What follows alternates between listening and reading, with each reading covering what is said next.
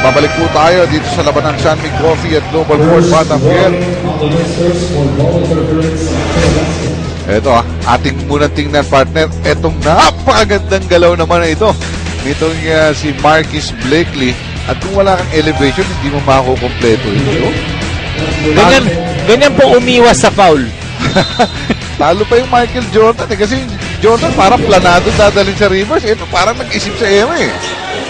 Ibang klase po ang ipinakita nitong import na ito ng San Mig Coffee sa kanyang huling play. But it was James Yap na talaga naman po consistently nagbigay ng malalaking numero to post this 14-point lead para sa San Mig Coffee. GLOBALPORT bumawi dito sa second quarter at pasabot mo na si Willie Miller. Veteran mo, kahit veterano yung kanyang nakarap. Napakagat ni Miller itong si Reeves for his first personal foul. Ang isa sa mga pinakamahirap bantayan, hindi mo alam kung kailan titira, kung kailan papasa. At yun ang kagandahan dito kay Willie Miller. Kaya parang ang dami niyang naloloko. You know, when you're playing offense, it's really about eluding the defense. And Willie Miller just such a master with that dahil madami siyang galaw na pwedeng gawin. So kung ikaw yung dumidepensa sa kanya, hindi mo talaga alam, manghuhula ka kung ano yung gagawin niya. Well, ang ating kasamang si Nico Ramos ay nakinig doon sa huddle ng San Mig Coffee. Nico, anong narinig mo dyan? Rado, hindi man halata, pero nasiyahan itong si Coach Tim Cone obviously after that first quarter execution ng kanyang coffee mixers. Pero binalaan niya ang kanyang mga players. Sabi niya, guys, they're gonna make a run. We know this team. They're gonna put a few points together. It has to come down to our execution to calm them down again. Rado? Well, maraming salamat, Nico. So, ito, tingnan natin, especially na second team na ito.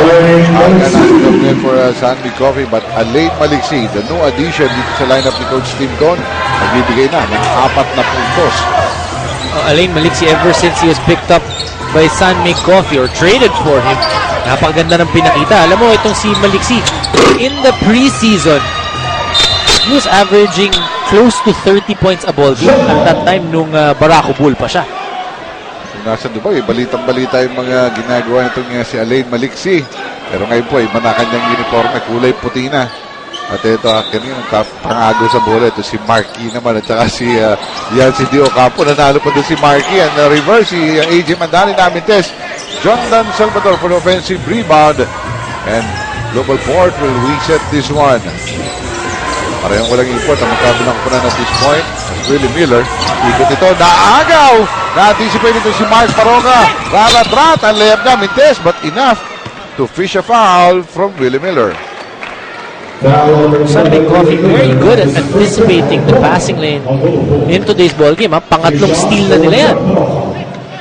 Well, ngayon binabanggit natin nga kanina, yung pinanggalingang pagkatalo nitong San Mig Coffee, hindi nila ikakahiyang pagkatalo sapagkat napakaganda ng kanilang nilaro doon.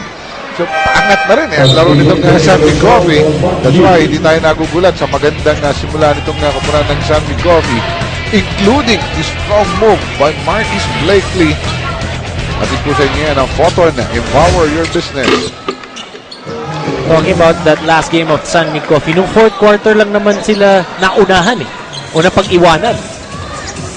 At talagang umaatika mong basketball. Ang ganda niya laro na. At talagang pinanood ko yun. Although I covered the first game, sa laban ng second game ng Petron tsaka San Mig, inintay ko talaga eh. Namantala ito, San Mig na naman na may bola. Pull-up jumper. Nito dito para kay Alain Maliksi. Makakukuha ng GLOBALPORT. It's AJ Mandani at the point. Down by 15. Mandani pa rin. Makikita si Yusef Taha. Back to Willie Miller. Miller, step back na naman. Yung jumper. Perfecto niya. And effortless at kahit na alam mo yung gagawin niya, ang hirap habulin. Kasi nakakalansi din siguro yung pangatawan ni Willie. Akala mo, hirap na sa kanyang mga galaw. Pero, kala mo ang bigat, di ba? Kala mo hindi makatalon, but really has that athletic ability.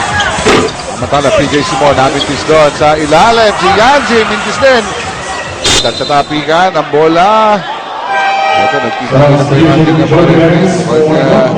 pupunta ito sa GLOBALPORT, Batanguer, and Mark Barroca will take a rest. Hindi naman ganun kakalakihan yung lineup ng San Mig Coffee ngayon, ano? Oo, hindi naman. Dahil si Mark Barroca, pinalitan ni Joe Divan. So, ang kanilang frontline, Reeves, Devans, at Yancy Diocampo. May kaliita po ito. Si Maliksi pa nakakuha ng rebound. At ang tumatakbo pa itong si Rafi Reeves. At ang tatapos, si PJ Simon, na pinakamaliit na sa kanilang lineup. At ang pinakamaliit, PJ is what? Maybe 5'11", 6 feet? Napakalaki nitong lineup ng San Mig Coffee. At may kaliitan naman itong Globalport with Miller, Belechon, at AJ Mandani. Yusef Taha at Jordan Salvador naman ang ikakakadlang frontliners dito. Jordan, ang kanyang turnaround left-hander. Bintik Jordan kung din yan. First 2 points for Salvador. At the lead of San Mig to 13 points, 33-20. But Alain Maliksi is free. You cannot set this guy free for the three. And if you're Globalport, you don't want that because wide open si Maliksi. Nagka-problema kayo sa depensa. Nagka-problema sa communication. Look at that. He was wide open for more than 2 seconds. That's right. Naghahanap pa. Nagulat nga siya eh. Wala bang mag-rotate man lang sa akin? Dala na rin kasi yun. Ang laki nung lineup nila. So nagkawalaan sa depensa dun sa assignments itong Globalport. 36-20 po. No first quarter, maagang umalagwa ang kupunan ng San Mig dito ang kanilang pagpapatuloy. At yung kanilang pag-aratsyada dito, coming from those turnovers ng Globalport, kumaratsyada kagad itong San Mig Coffee, including this one. Natatapusin ni PJ Simon at yung pass break play po na yan. At it's ng Rouser 135 by Kawasaki. Rouse the rider in you. Para talagang mga naka-rouser eh. Rouse the Rado in you. Wag ka at alam mo na, nasa Cuneta tayo eh. Pati nga yung ating mga writers dito eh. Ano, no room for error. Iinit na raw. Walang naaalala yung mga bata natin sa production eh. Samantala, ito, Alain Maliksi, ganadong-ganado na rin. Yung gana ni James Yap, nahawa na sa kanya. PJ Simon, faking from outside. For the runner, Bendicion. Yusef Taha with the recovery. AJ Mandani, raratan against 2 defenders. Uy, ang ganda ng teardrop niya. AJ Mandani giving a good account of himself. 4 points already. Yun ang kinakailangan din ng Globalport eh. You need guys from the point position also to be able to score once naupo itong si Sol Mercado.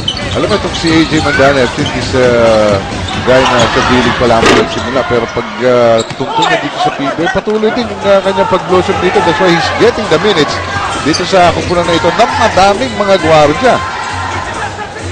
Will Miller, uy, nakapeng ito kay Alain Maliksi. Ilalapit niya yung paboarding namin test. Yusef Taha for the second serving. Cross-court, AJ Mandani. Tira niya ito, pero namin disprent. Taha, putback, ayaw, tapikan. Mananatili sa Globalport. Hindi nagustuhan nila ang coach team nila. Nagtayo yan, including his assistant. Yusef Taha trying to work hard there against the bigger guys of San Mig Coffee. Trying to keep the ball alive. Good effort para kay Yusef Taha. Pero pagpapahingahin muna siya ni Coach Junel in his place, papasok ang kanilang import na si Markeith Cummings. As AJ Mandani tries to go inside. Instead, itinatang lamang dito kay Jordan Salvador. May double team. Kick out. 12 seconds. Hindi mapasahan itong si Markeith Cummings. Instead, papasok itong si Willie Miller Mendez. Nandun si Jordan. Ayaw, Fred! Jordan, pang-apat na service na ito. Ayaw, Fred! Apat ang dumipensa sa kanya doon. Totally distracted with the shot. At sa pag-atake ni Marquis Blakely, there will be a foul charged against Globalport. JP Belechon ang matatawagan ng ating mga referee. JP Belechon played well para sa Globalport in their first 2 games, but in the last 2 games, hindi masyado nagamit ni Coach Junel Baculi. Rafi Ribes, pagpapahinga naman ni Coach Tim Cole, babalik. Ito si Mark Pingris. Kita mo naman yung higpit ni Coach Tim dito ha. Lamang sila ng 14 puntos. Hindi pa yata siya natutuwa rito. Dear, talaga siya matutuwa dun sa bots na offensive na yun. Willie Miller, biglang tumira. Minti siya PJ Simon. Nabunggo ng konti pero na-recover pa rin ni Mark Pingris yung masa. Simon at the point right now for San Mig. And there will be a timeout. Ay tatawag ni Coach Tim Cone. Mukhang dalawang hindi successful na half-court set. Konting tweaking lang, ika nga. Dahil naman sila ng 14 puntos dito sa puntong ito with 6 minutes and 34 in the second quarter.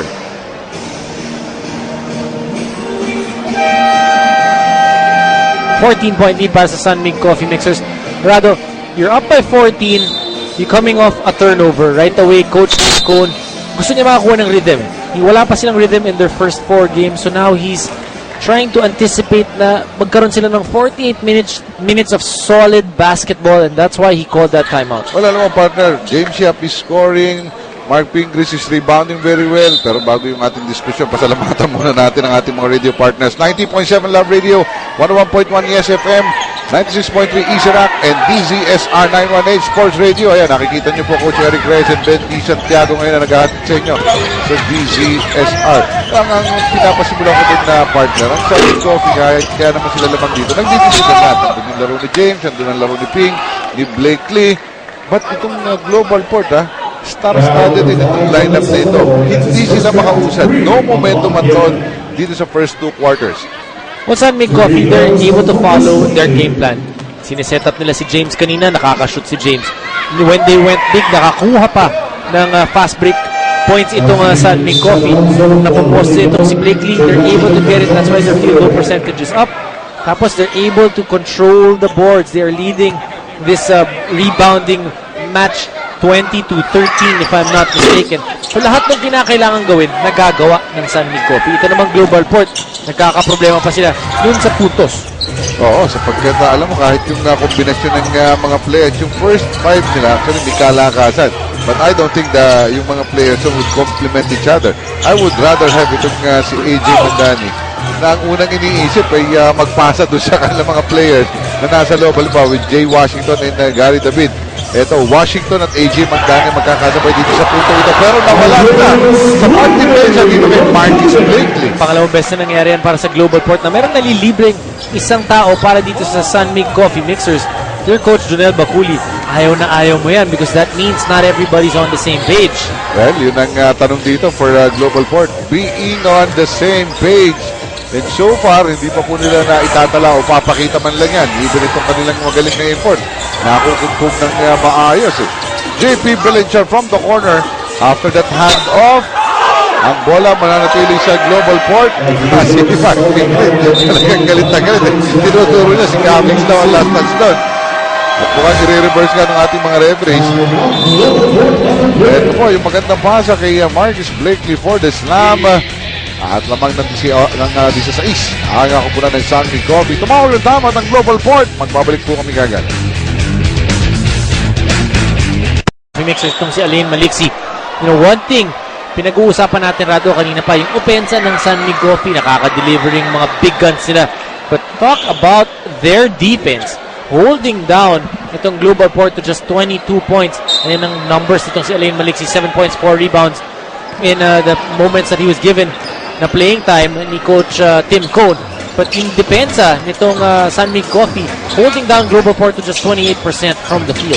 Well, si Nico has added story on Alain Maliksi. Well, kanina nung nasa floor pa itong si Alain Maliksi, Rado, after that timeout, even if nagmintis siya ng dalawang sunod na tira, sabi sa kanya ni Coach Tim Cone, if you're open, you're there to shoot. Sabi mo nga kanina, Rado, shooters are going to shoot. And pagdating kay Alain Maliksi, Coach Tim Cone will be the first one to agree, Rado. Oo, kahit ako, agree dyan. Ibang klase itong si Alain pagdating sa scoring. In fact, to me, there will be a big adjustment on the part of Alain dahil kung sa totoo lang, he can actually shoot it out with James Chap kung magkalaban sila. Now that he's playing second fiddle, malaking adjustment yan. Kung malaking adjustment yan, kaya naman makikita mo, mamimili din ng tira yan. But one thing that Coach Tim Cone is doing, hindi pa niya pinagsasabay itong dalawang to para walang agawan. Or, pwede mong ilagay sila sa dalawang wing tapos yung point guard mo, yung mag-iikot lang ng bola. And that's a big luxury, at least on the part of Coach Steve Cone, when you have these two heavy scorers in James Yap and Alain Maliksi. Amantala, naka-score naman itong kapunan ng Globalport from the free throw line. Ang San Mig Coffee with a 14-point lead with 4 minutes and 35. Jody Vance. Nakita itong si Mark Pingris from moving the left. Parang Gilas Pilipinas itong ating napapanood sa pinapakitang nakabayanihan itong si Mark Pingris. Maaga pa lamang pinapakita nilang really they badly need a win. At 1-3 pa rin ang win-loss record nitong San Mig Coffee. Belenjon, nakawala kay James Yap. Yung kanyang jumper to pumasok. Only the first two though para dito kay Belenjon. Madalang bagay para dito sa Globalport. Naiiwanan sila sa scoring but at the same time, nagkakaroon din sila ng mental lapses on defense. So, two things to fix for GLOBALPORT. Even yung kanilang... uy! Teka muna, sabi ni James. Pagpasok ko, kailangan. May trust din ako kagad. 14 points para kay James Yap. Hindi pa rin nagmimintis. Hindi pa. Perfect game para kay James. Yan naman, nasa itaas sa kanilang kupunan by 17. Jay Wash, yung kanyang layup. And Mark Pingris really diving for that ball. Ang bitawan, ang dito yung taas ng talon na hiniping. Mark Pingris just full of energy. Kahit bali yung daliri, kahit injured, pinakita niya sa Gilas Pilipinas, and he showed it day in and day out in his PBA career. Kahit sabihin natin na underheight ito, undersize itong si Mark Pingris. Pero sa topican, lagi nakakagulo dito sa may end line ng San Mig. Wala natili sa GLOBALPORT ang bola. Sol Mercado, nag-pop out itong si Belenjon. Fake, lalapit. Tingnan natin, paano nagtatawag yung James Yap. Trying to stop si Belenjon. Una pa lamang para kay James Yap. Not really a bad foul to give up. Wala pa naman sila sa penalty. 3 minutes and 10 here in the second quarter. Marquis coming. King, ayaw bigyan ng espasyo, may double team pa doon. Good defense on him, and even the passing lane, natapigan. Yung depensa ng San Mig Coffee has held Marquis Cummings to just 6 points so far in the first 2 quarters. Well, may tatime out po ulit ang upunan ng GLOBALPORT. Babalik po kami agad.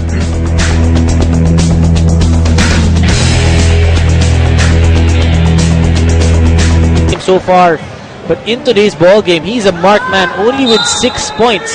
At alam mo, 4 attempts pa lang itong si Marquis Cummings. And yung 4 na puntos niya, out of the 6 nang galing pa sa free throw line. At kung matitingnan mo nga, even their last play, yung last half-court play nila, kung paano siya kinubkob doon sa may sulok, talagang wala na siyang mapuntahan doon. Belenjon, ang kanyang 3-point try, hindi po pumasok. Mark Baroga magsisimula nito nga fast break ng kapunan ng San Mig Coffee. James Yap, ang kanyang runner. Uy, the first miss, hindi pa rin. Hindi pa rin mintis dahil may foul doon. So he'll go to the free throw line, and in that area, he's going 4 out of 4 tonight. San Mig Coffee able to execute their plays. And that's what Coach Tim was saying. Expect GLOBALPORT to make a run. Pero patayin natin sila dun sa consistency, dun sa pasensya na kilala itong San Mig Coffee. 5 out of 5 sa free throw line. 15 points para kay James Yap. At, well, si James, as the leader of this team, alam niya kung ano yung kanyang papel eh.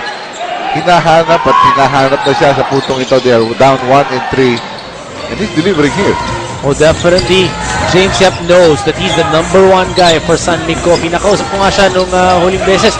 Nung may laro sila sa MOA Arena, nagkasabay kami pumasok at sinabi niya, talagang pinagaling niya yung likod niya, pinalakas niya.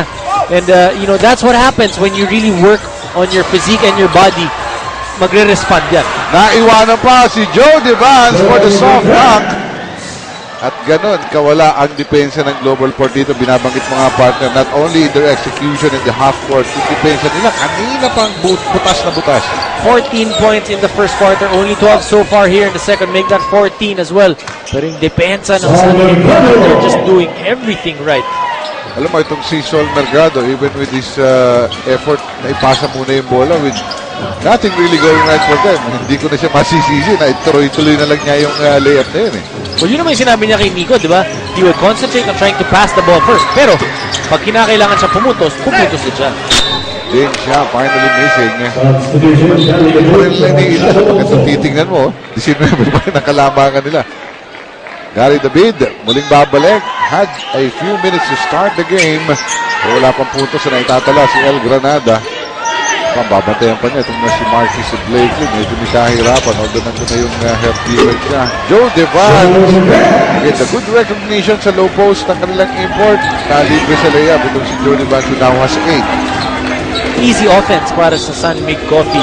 Just able to read everything that GLOBALPORT has thrown at them. Samantala, ito si Sol Mercado. No puntos sa kanyang mga kape. Kaya papasa kay Cummings. Yung pasok sa loob to Jay Wash. Tutukan, ayaw pa rin pumasok. Again, distracted by the effective defense inside by the San Mig Coffee. Pinahihirapan talaga. Kanina, ilang beses yung tira ni John Dan Salvador, hindi mapasok-pasok. Ayun na nga, kahit sa labas, challenge pa rin itong si Joe Devance, yung tira nitong si Sol Mercado. Bagsak doon si Mike Inglis at Marquise Cummings. Ball stays with the black shirts of GLOBALPORT. Fresh 24 para sa kanila with less than a minute to go in the first half of play. This has been all San Mig Coffee so far. Both offense and defense. Wala kang mapupunang mali para dito sa San Mig Coffee. Kahit yung mga turnovers nila in today's ballgame, under control. Only 7 turnovers for San Mig Coffee. Usually 19 ang average nila eh. Alam mo, sa kinang ng laro na ito ng San Mig, si Marquis Blakely, sa hassle na lang siya naging epektibo ron eh. Even in an inbound play, may problema yung GLOBALPORT. They have to call a timeout. Forced into a timeout because of the great defense of San Mig Coffee.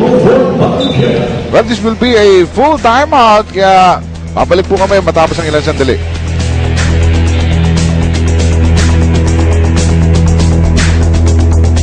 Mga Pinoy Hoops fan, oras na para tutukan sa mobile phone mo ang latest happenings sa PBA at NCAA. Pinoy Hoops mobile app. Maging exclusively updated sa game skeds, team profiles and stats, play-by-play at iba pang mga balita tungkol sa PBA at NCAA. Hatid sa inyo ng Smart, Live More at ng Sports 5. I-download na sa Google Play or App Store. Pinoy Hoops mobile app.